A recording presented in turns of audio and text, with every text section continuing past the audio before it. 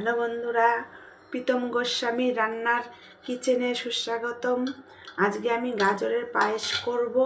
গাজরের পায়েস করার জন্য প্রথমে লাগবে আমার একটা গাজর, আর লাগবে গোবিন্দভোগ চাল, আর লাগবে কাজু বাদাম আর বাতাসা, আর লাগবে খেজুরের গুড়, আর এলাচ আর তেজপাতা, আর আছে ঘি, আর এটা আছে দুধ।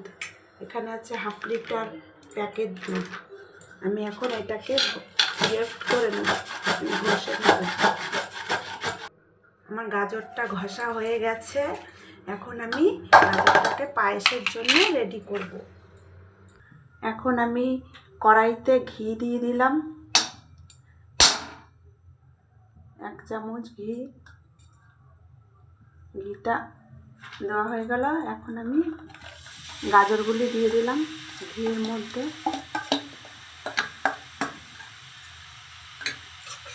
এবার গাজরটা একটু ভেজে নেব।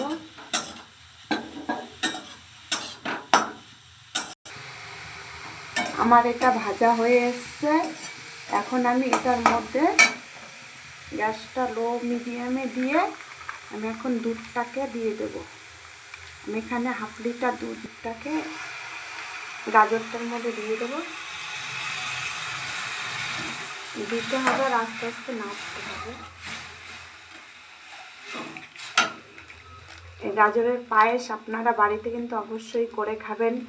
যার যার গাজরের অনেক রকমই খেয়েছেন জিনিস, একটা পায়েসটা বাড়িতে কিন্তু করে খাবেন, খুবই ভালো লাগে, মুখরুচি খাবার। এটার মধ্যে আমি একে একে তেজপাতা দিয়ে দিলাম 2টো, 3টে এলাচ দিয়ে দিলাম। তার মধ্যে দিয়ে দিলাম কাজু ও কিশমিশ। তারপরে এটা একটু হোক আস্তে করে। এখন 5 মিনিট হোক। এখন আমার দুধটা ফুটে এসছে, ফুটে গাজরটাও সুন্দর সিদ্ধ হয়ে গেছে। আমি এখানে দিয়ে দিলাম বাতাসা, একটু সুন্দর কালারটা হবে।